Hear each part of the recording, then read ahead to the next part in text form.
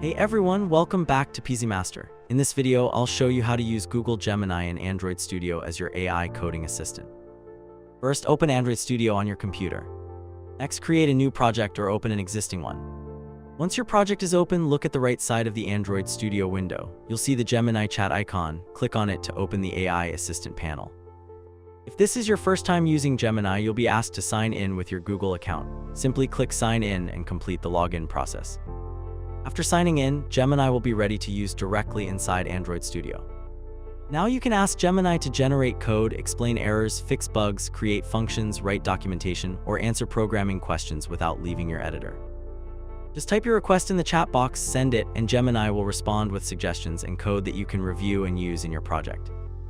And that's it. That's how you can start using Google Gemini and Android Studio to make your app development faster and more efficient. Like and subscribe to PeasyMaster for more tutorials. Thanks for watching, and I'll see you in the next one.